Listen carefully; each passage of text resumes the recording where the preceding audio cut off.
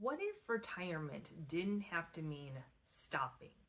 Stopping the career that you're in, stopping that part of your life that you've always had, your working life, and moving into retirement.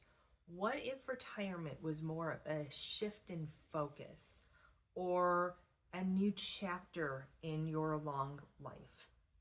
That is what I want to talk about today because I feel like retirement, the word gets a bad rap because people often think of that story of, and I've said this before, but you've heard it before too, I'm sure, where, your friend's neighbor's dad retired and 3 weeks later he'd passed away suddenly. That, you don't want that happening to you. I hear that story at least once a week. I hear that from somebody. And my answer is retirement, you think of that as an end, and retirement doesn't have to be an end. Now, that's unfortunate what happened to him, but you don't know what his plans were. Maybe his plan was to start a new business. Maybe his plan was to do woodworking in his garage for the rest of his life because that was going to make him happy. Maybe his plan was to travel the world. Maybe his plan was to give back to his community and do some charity work and volunteer stuff. Maybe his plan was to be the full-time babysitter for his grandkids. You don't know what his plan was. All you hear is 3 weeks later, he was gone because that was the end of his life and meaning of life. And I would say that that's probably not true. And if it was, well, then he didn't do what I'm going to tell you you should do, which is think about what retirement actually means for you. So we're going to be talking about how to think of retirement as a shift rather than an ending, because retirement for most people is actually about 25 or 30 years. It is a big portion of your life. And while you do have to focus on the financial aspect of that because it is such a big portion of your life, I mean, you basically are, let's say, stopping an income, a paycheck, and you are taking from everything that you saved for those next 25 or 30 years. That is scary. You need to think about all the finances that go with that. Are we staying in our house? Are we paying off our house? Are we moving states? Are we traveling a lot? Are we not traveling a lot? Are we starting a new job? All of that really makes a difference when you're thinking about the financial part of it. And we go through that plenty on this channel. But today we are going to talk about the definition of retirement and the mental aspect and the mental exercise, I should say, that you should be going through when you're thinking about retiring.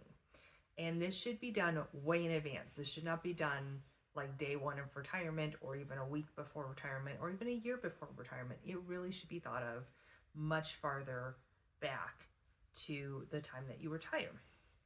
So we're going to get into that. So if you're new here, welcome. I'm Lisa. I've been a financial advisor for 14 plus years, and I help people get to financial freedom as quickly as possible. Now, when I say financial freedom, everybody gets happy. When I say retirement, everybody gets sad. And retirement is sad for many reasons, but I think it's because of the unknown. That feels like things are stopping, things are changing dramatically, and that you need to find purpose in your life again, which is very scary. You've been able to kind of put that on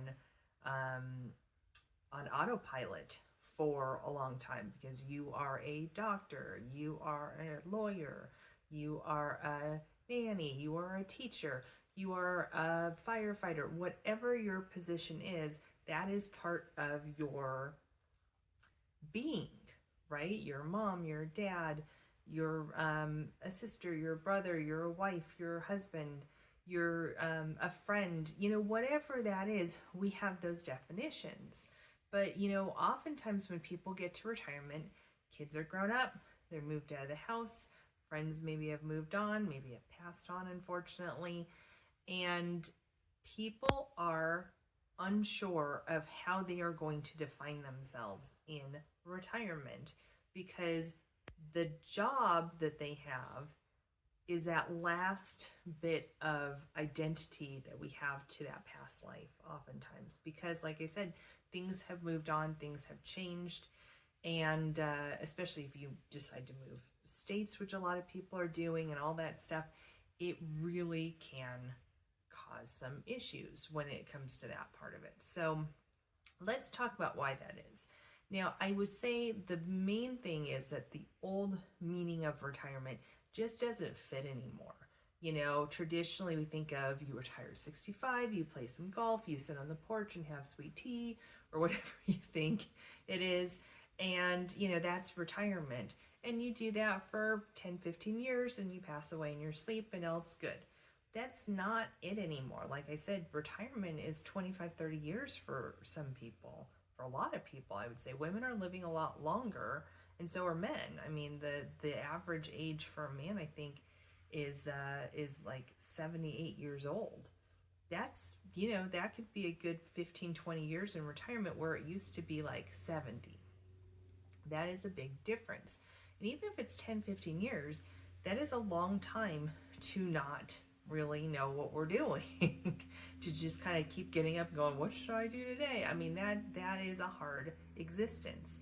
And many people nowadays, you know, there's that whole saying of like 40 is the new 30 or the new 20, 50 is the new 30, you know, like that whole thing, which women say to themselves because we want to feel better. But as we get older, you know, I like thinking of myself as a 20-year-old rather than a 40-year-old, right?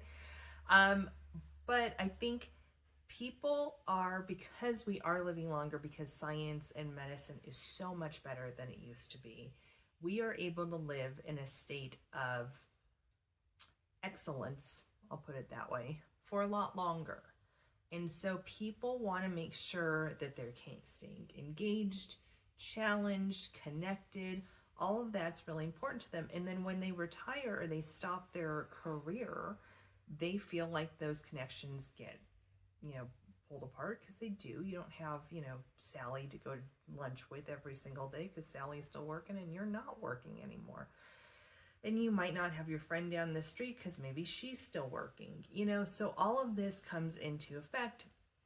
And so financially, you know, retirement isn't always about leaving the paycheck behind, but it's about creating options for yourself. That's what I want people to think, is it's not that on-off switch when it comes to retirement. It is really about that option that you create for yourself. So let's talk about reimagining it, right? So we think of work as, oh, work, right? Like the joke, and I've said this before in other videos, but the joke I get most that I have to laugh at, even though it's not funny anymore, but that's okay. It tells me a lot. I don't want people to not say this joke anymore, because it tells me a lot about where they are in their life and how they feel about things. But I say, when do we want to retire? And they say, tomorrow would be wonderful, or yesterday would be great. And then they laugh. And I, you know, again, I have to laugh along with it, even though I've heard this joke a million times. That's okay. It tells me something, which is they are done doing what they are doing. They don't enjoy it anymore. And how do we get them to financial freedom as quickly as possible so they have some choices?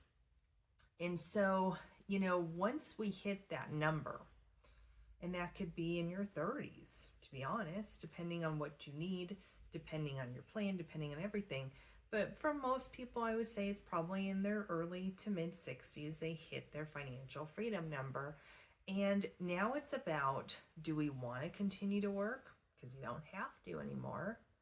Do we want to, you know, do the work that you do in a lesser capacity? So some people who are maybe do real estate or are a doctor, you know, not a surgeon necessarily, but like a doctor or something, will like go to part-time because they still enjoy it. That kind of thing. Or, you know, do we want to be a consultant? There's been a new wave of people, women in particular, who will become consultants for the company that they used to work for. So they can work part-time, they can work from home, they can still engage in the work that they did, but they're now consultants rather than W-2 employees at the company, which the companies like too, because they get to keep them on helping in different positions that they need them in, but they also get to not have to do a 401k match and not have to do, benefits necessarily for them, which oftentimes those people don't need anymore because they've hit their financial freedom number and possibly are ready for Medicare at that point. Of course, you can always, if you're a consultant and you're 55, you can always negotiate that stuff, right? That's possible. So some people decide that they want to do their passion project, whether that's writing a book, writing a song, learning guitar, learning the piano, opening up a boutique, opening up a, flower shop. I don't know, I'm making up stuff. Becoming a coach. Those are different things that people have. Especially, I've noticed a lot, women tend to want to become coaches a lot, which is not a bad thing. They want to help other women get through times that they wish they had somebody there for them. And I think that's wonderful, but that does happen a lot. So, oftentimes retirement can turn into a mixture of partly income coming in through a business or consulting, something like that, volunteering, hobbies, travel, they all kind of intermix together. And people will often say to me, I'm more busy in retirement than I ever was when I was working. And it feels that way because every day is a little different, which is exciting, but also can be very fatiguing in many respects. Fatiguing, is that a word? I think that's a word. We'll make it a word. And so when they do that, they don't feel that need to unretire. There are people that have retired and have unretired because they don't like, they don't like necessarily their choices that they have. So that is something you need to consider. How are we going to be balancing all these different aspects that are super exciting in retirement? Because now you have the option to travel, and you don't have to tell, if you're a consultant, you need to tell them you're leaving for a bit, but you don't have to work on vacation. You don't have to do all this stuff. It's really nice in some respects. And if you think about it, it can get you really excited. If you're having that kind of hard time getting to your financial freedom number, really considering what you want to do in retirement is a way to motivate yourself to save more, to, take a chance that you haven't taken before. Maybe, it just gets you back on that mindset of getting to your financial freedom number as quickly as possible so you can start this new journey that you've built out for yourself. So the key difference when you hit this new chapter in your life of retirement or financial freedom, like I said, people can hit financial freedom and not retire. Many people do. But, once you hit that retirement part, you get to work because you want to rather than you have to work, which is amazingly freeing. I would imagine. I have not hit that yet, but I'm getting there. We're getting there. And, financial independence makes it possible to do that. You have savings plus some kind of passive income that can help offset things. It can take out the fear of the paycheck getting turned off. That can feel very scary for people. And if you have some income coming in from something else, that would be good. You can have that. Now, I would say it's going to be a little different. I think people think if you become a consultant at a company, then obviously your income will just kind of continue in a different capacity because you're becoming a consultant for the firm you left, or for the company that you left, I should say. But if you're starting a coaching business, if you're starting a flower shop, like I said, or you're starting something like that, just keep in mind that you do need to save for that time too.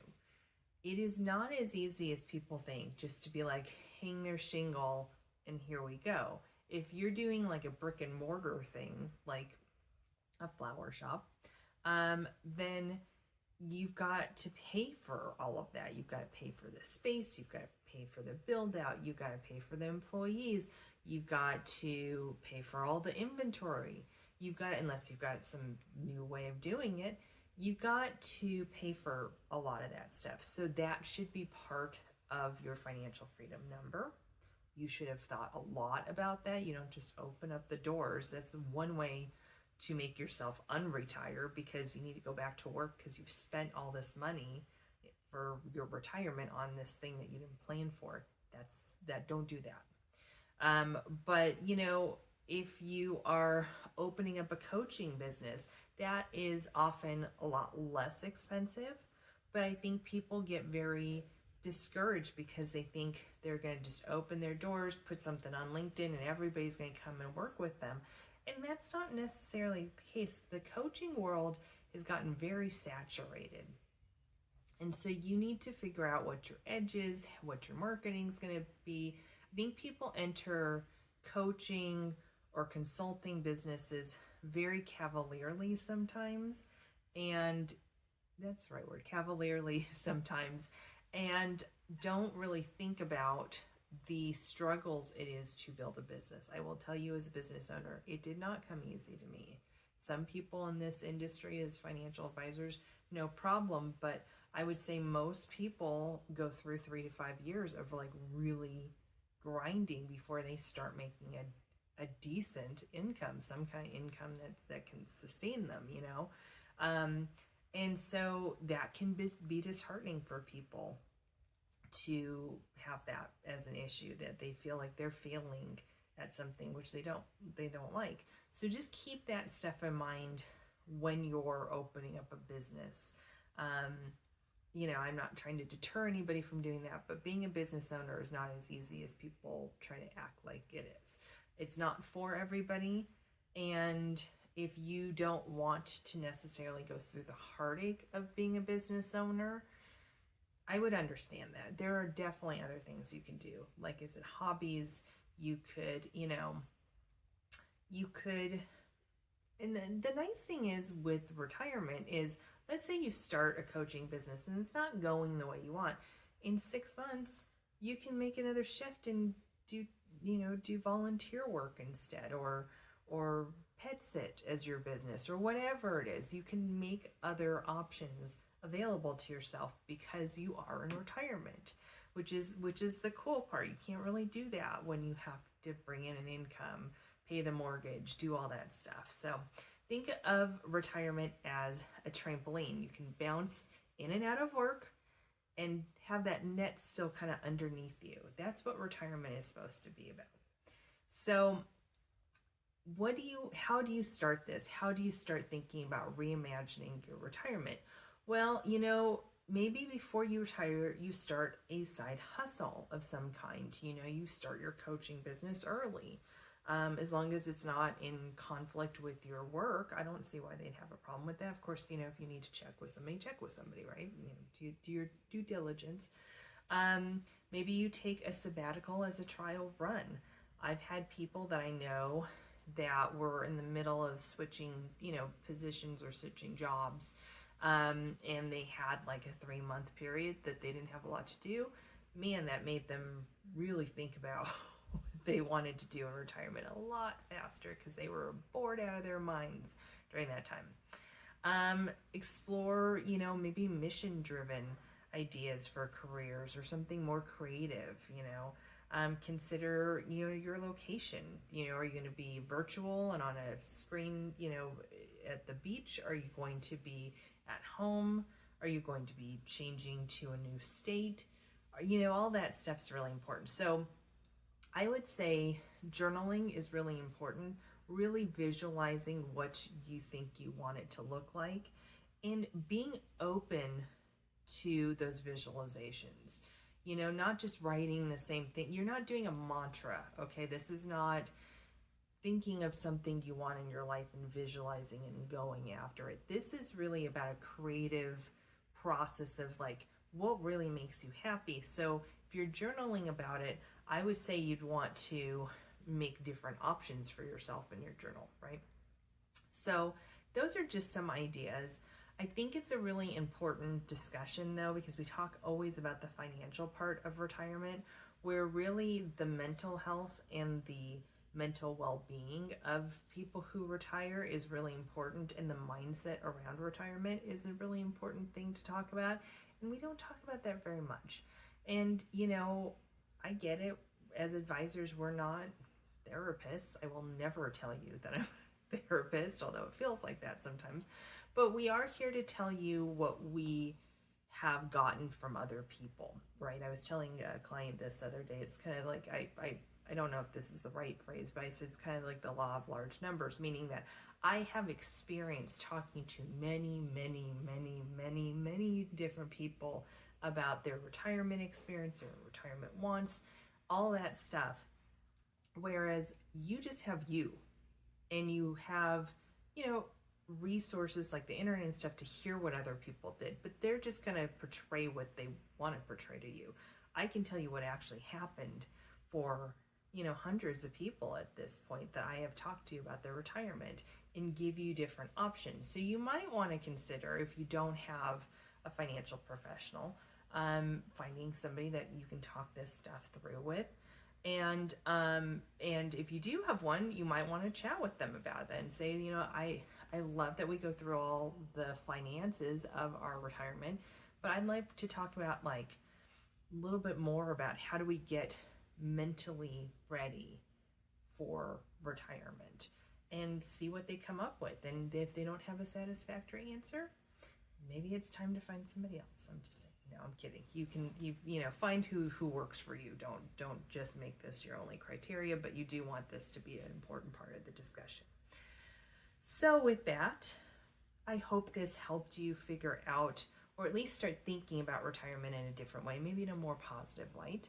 And until the next video, stay strong, start dreaming about what that next chapter is going to look like, and I will see you on our next video. Bye-bye.